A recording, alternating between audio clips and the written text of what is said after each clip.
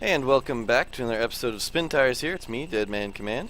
We're playing Spintires here, so we're going to get right back into the action where we left off last time. It appears that we've kind of glitched Spintires here, so let's hope that we get back into it. Yep, there we go, just a wonky thing. Okay, so we're going to head down here. We're going to try and rescue the semi-trailer, utility semi-trailer, and then we're going to drive the... we have to get the cloaking thing, so... we'll probably rescue the semi-trailer, then try and turn around this guy, drive him all the way around here, and then we'll see about undoing the cloaking thing here in a bit. I mean, I'm going to want to do it just to get the achievement and to see what the hell's in the middle there. But it looks like we can go from garage to fuel to lumber to objective fairly simply. So lumberyard does seem decently sized, but you know, we'll see what happens. We're attempting to follow the road that was probably washed out. Whether that's going to be possible here seems unlikely since there's no way to really see it. And I kind of have to guess where I'm going, basically by the angle of the truck. And I'm having to fight current here. As you can see, I'm getting pushed away from my pointed objective there.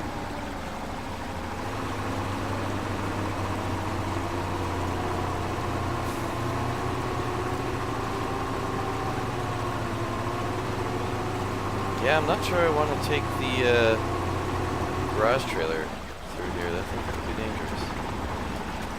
Alright guys, we don't get this soon. We are spewing smoke and probably just shotgunning out sparks here. Still taking damage. 24 points of damage left. I think we'll be okay here. No promises. What I'm going to do, use the spare wheel. And still in the red in damage. Not going to take any chances. Got the all wheels on. Let's hit the headlamp, see where we're going.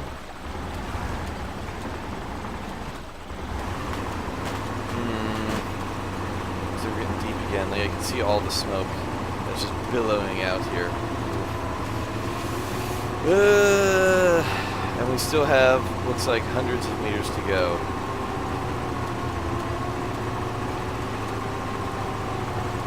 And of course the line is nice and smooth because it has no idea what the actual contour of the ground is under the water here, just as much as I do. Looks like we've got some debris here, so that means it's probably not as deep in this part of the area here.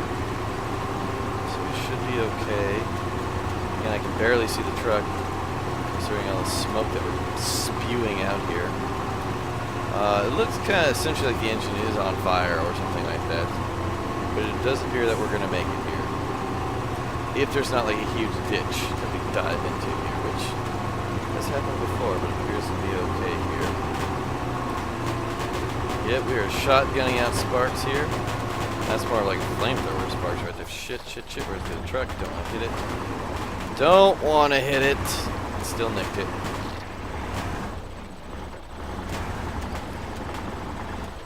So we're going to go back, hook up to our utility trailer, and do that, because that'll allow us to repair ourselves. Because we may need this guy to go and rescue the 6522. Yeah, the 6522, the garage, the truck we just passed back there in orange.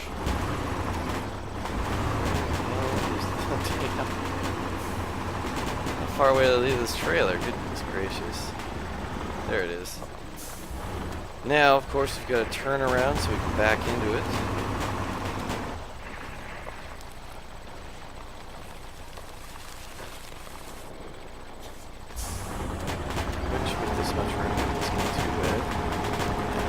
Actually get a pretty good lineup here. So you gotta be right under the thing. Yeah, we even need to move closer. That should be enough. No? Okay. Screw you, it says. Fine. Go forward, line ourselves up.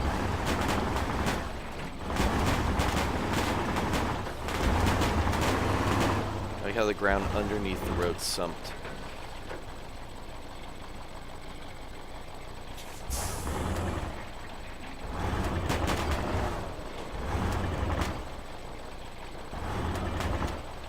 Trying to figure out where my wheels are turned.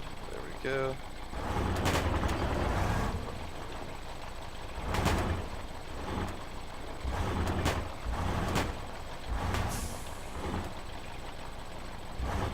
That should be good enough. Yep. Alright, and we have 1,200 points of repair. Yes. We've got some fuel too if we needed to. But we are just gonna leave him here. And we're gonna go jump in the 6522. And we're gonna have to turn around here.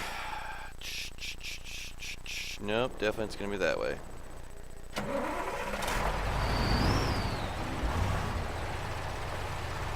Thankfully this one's got all-wheel drive. We're gonna take the safe plodding path back to the garage, because this is the only way in this map of getting the garage open. But I know.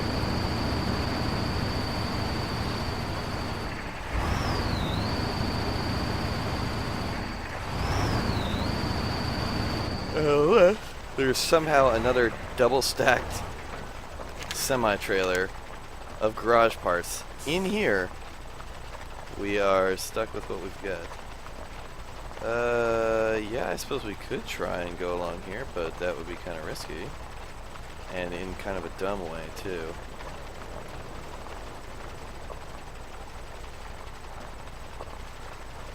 I'll follow the road.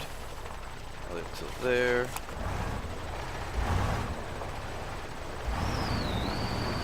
Thankfully, this 6522, while the civilian version, still retains the 4 wheels in the back as opposed to the double stack of 8 wheels, and most importantly, has all-wheel drive. While the 6520, the normal civilian version with the orange front and everything like that, does not. Because that makes it really hard to get out of a lot of places, especially when your engine does not have that much power to begin with.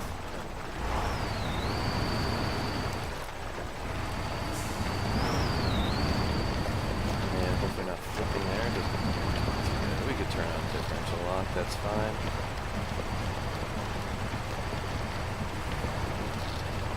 Like I said, it's going to be kind of a plodding drive here.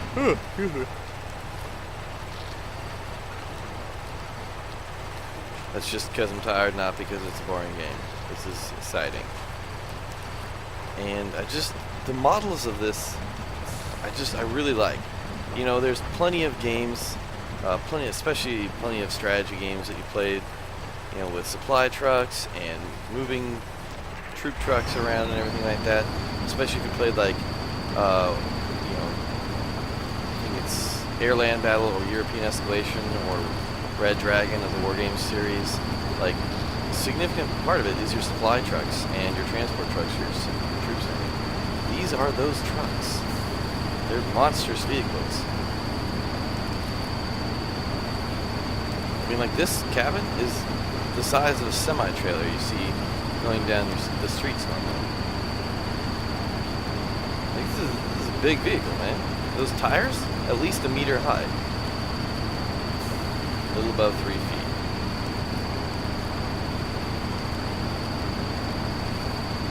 So these are some hefty vehicles. I also like the fuel on this one. It's got a really big tank. 350 liters for the amount of fuel it uses, which in Gear 2 on sloggy terrain is only 7 to 8 liters per minute. Obviously all-wheel drive is not on, which practically doubles that, but you have a lot more fuel in this tank here as opposed to even the heavier military trucks, which you only carry maybe 250, 270. So this has a like 100 or 80 liter capacity, so you've got at least 10 more minutes of driving.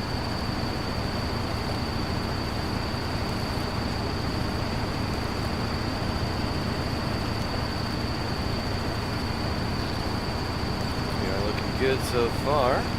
Again, just following the road, taking a nice hill climb here. I mean, you can see the angle that we just climbed up here and are still going. Of course, I'm not paying attention. I drive out of the road a few times and compare. Watch where you're going when you're driving, kids. Alright, let's stay on the north ramp here. Or south ramp, actually, is the directions go. It's the compass points, they say. No, I mean, it just points. It's a compass. It's what it does.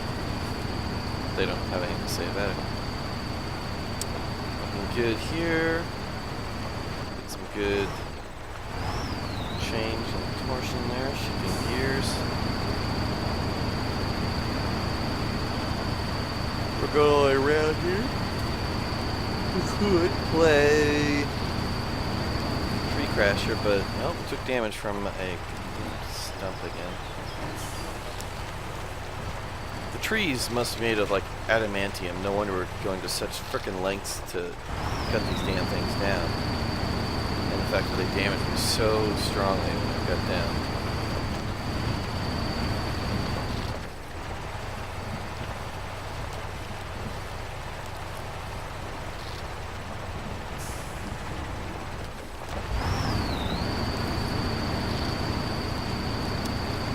Good. So here's where we're coming to the water crossing. You can see it up ahead there. That's going to be the real challenging part of the drive here. Everything else is going to be kind of easy peasy road driving. You know, some fun mud and slogging through this stuff. Especially since he has such a low bumper here, a low fender there, that it's going to be,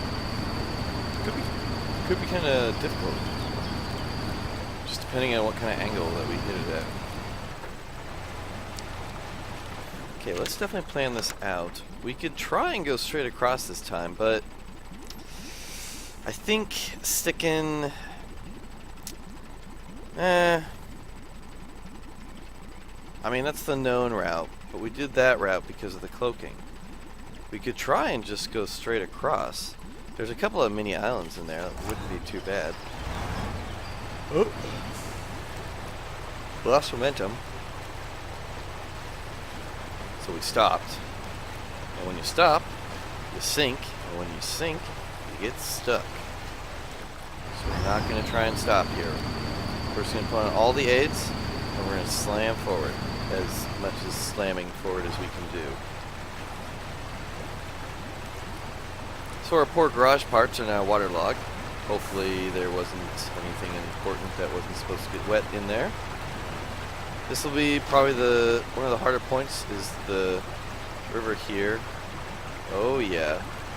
Oh dear me. That is a nice big ditch in there where the current is. I mean, Jesus. Okay, and that's also a ditch there. Okay, when are we gonna start to raise the land a little bit here? Because the island's sticking out. But I can't get out because it's got like those spears of timber there, which will severely damage the vehicle. And you can see it getting pushed over there by the current here. I mean, goodness gracious. Look at the angle that we're driving at here. You can see the cab is fairly straight on, but the torque in the back because of the river is pretty intense. But we made it, dang it. We're gonna have a garage. We have nice and shiny new tires for about 2 minutes and they go over.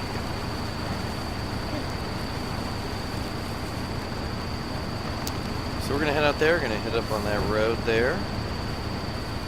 Again, why I chose to go through the water here, I don't know. But again, it's brown water, shouldn't be too bad, it's not. Heading out here. We should be able to hook up with the what's wrong with me? Hook up with the road here and then push forward, and that should safely deliver us most of the way there. Again, just kind of lazily putting the all-wheel drive on. As you can see, the tires deform a little bit when they hit the drier road.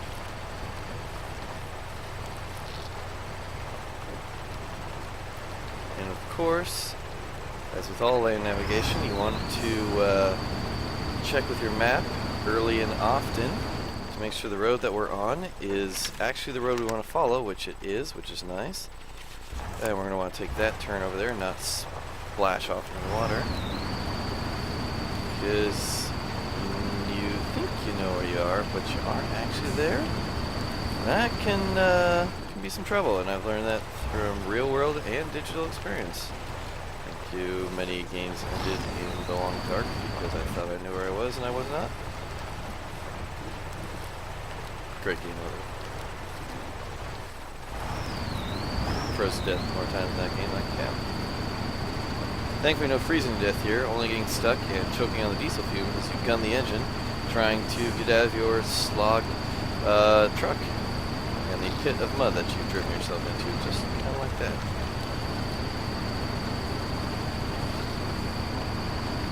Alright, now this is where that ends, and that is the other road we want to take. We haven't driven on it before, so we'll see how that goes.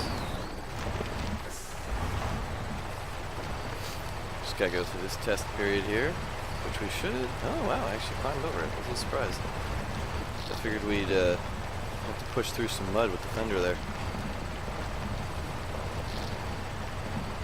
We are looking good here. Take a look at the other side, yeah.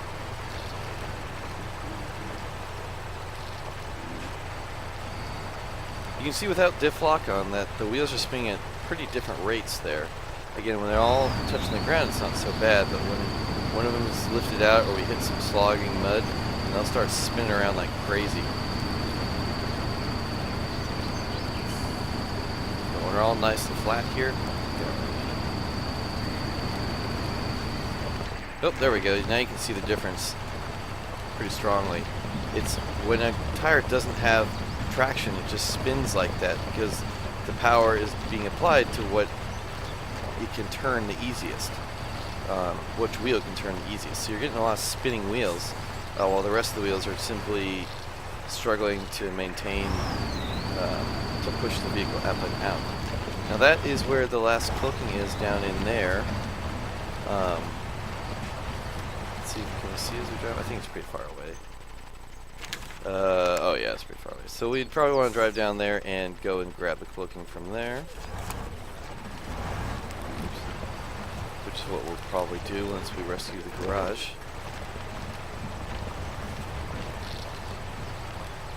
I think we'll drive the K700. We'll go rescue it to the garage here. Then we'll drive all the way down here to go undo the, reveal the cloaking area, just to get some experience driving it around and see what kind of capabilities it has. It seems like it's got a pretty high, clearance, high ground clearance there. It may also be affected by high center of gravity, but it's pretty wide, so I'm not so sure it would have any trouble tipping over. I mean, it wouldn't be in danger of tipping over, is what I'm trying to say. Plus, I've read some things on the forums that say that it can pretty much haul anything, anywhere that you need to, so at least C and B series vehicles. I don't know if we can haul a D series very well, but almost nothing like haul a D series very well.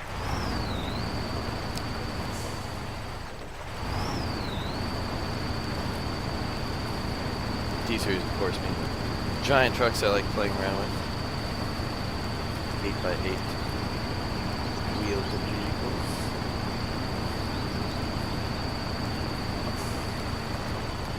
Driving on up there.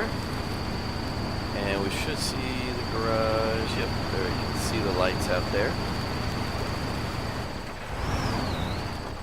Turn here, doesn't it? Oh, yeah, we go all the way up to the paved road. Through the nice pit of water, though we're probably going to stay on this side of it this time. The right-hand side.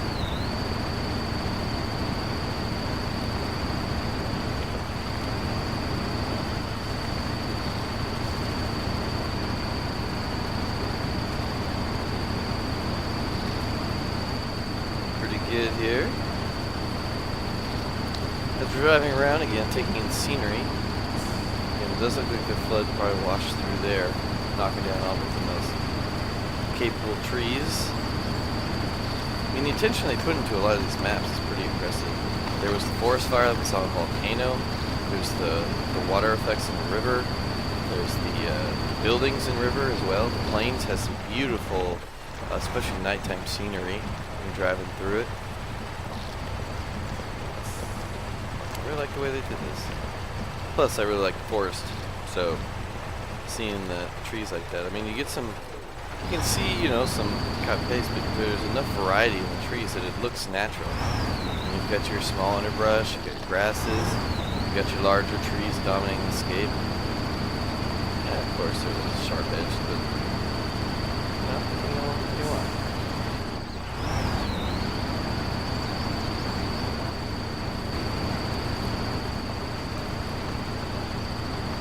It appears that we have, without too much terrible incident, made it to the garage. So we'll be able to unlock this garage and rescue all of the vehicles.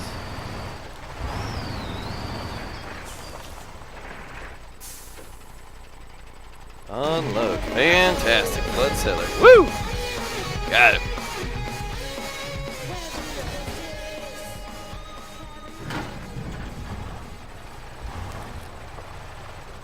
Move the little guy out of the way here. Let's see if we can get him in.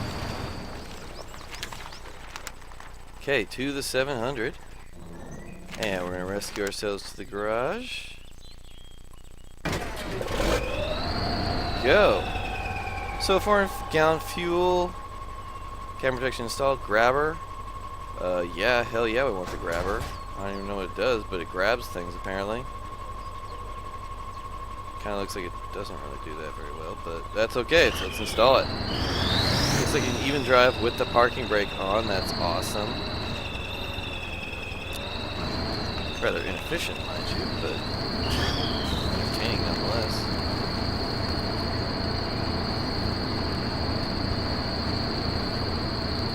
Alright, definite bit of a fuel hog here. Oh. Wow, okay, 300 damage. We're gonna go back to the garage. Nick one little thing, and that's what you get. This, yeah, hard to control, but I'm okay with that. Another nice little area. Oh, there's the fuel yard down there. Yeah, let's go fill up since we're close. Just jackknife this thing practically. Let's not hit that, please. Let's be able to go into the fuel yard.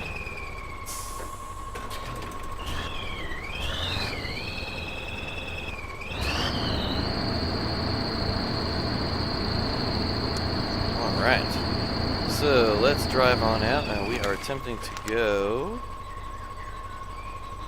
probably over here, down to here, over to here, and then into here, and then to the cloaking. Should give us a varied terrain to see how the 700 here handles, and to get a decent idea of what it can do for us. It's fairly capable even without four-wheel drive on it. Nice contour in there and some deep mud. You can see it leaving some nice trenches behind us.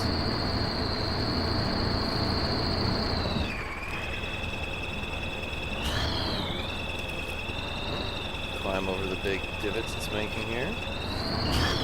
Yeah, we were just thrashing up this land here.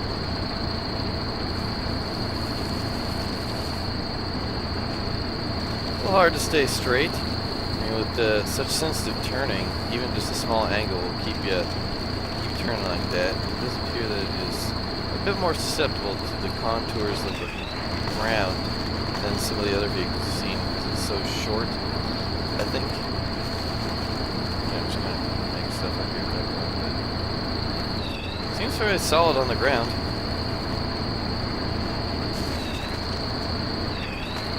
Really kind of slide around there. Now it appears it's the front two wheels that deliver the power normally. Because I can see those spinning when we're stuck in the mud versus the back two. So it is front wheel drive here. Which is different than pretty much all the other vehicles. All of them are all rear wheel drive.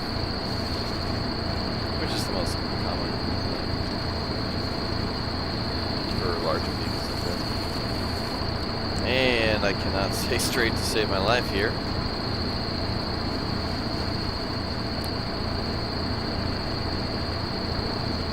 I imagine if we were actually towing something, it would be easier with all the weight dragging us in the back, straighten us out a little bit. Because with the front pushing forward, it should straighten out everything that's dragging behind it, assuming it's not just its wheels. Because the force going forward should make everything fall in line behind it. Going forward, everything falls in line behind it.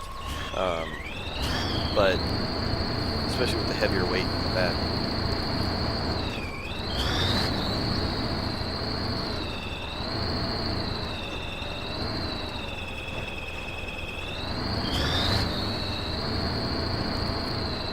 Go.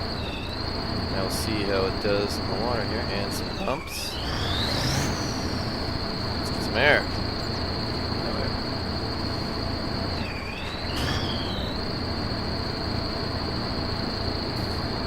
Yeah, we'll just drive out to the water here and see how that works out for us. It does seem to be able to climb terrain pretty easily here, which is nice.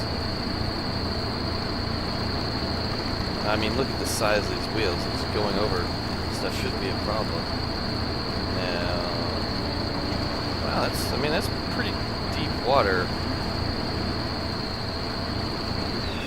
Some pretty crazy contours here that we're running into. But we are continuing forward. I don't know what the hell is under here.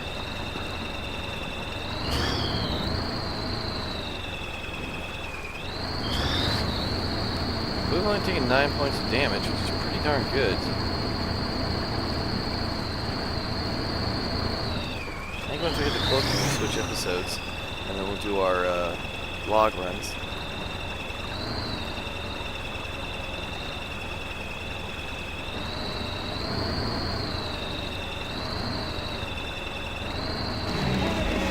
Nice, got it. And I think that celebratory achievement there is good for this episode, so I'll turn this little beast around. That's probably good enough. And we will see you guys in the next episode. Thanks for watching as always. We'll see you in the next episode. Don't forget to follow and subscribe, and we'll see you then.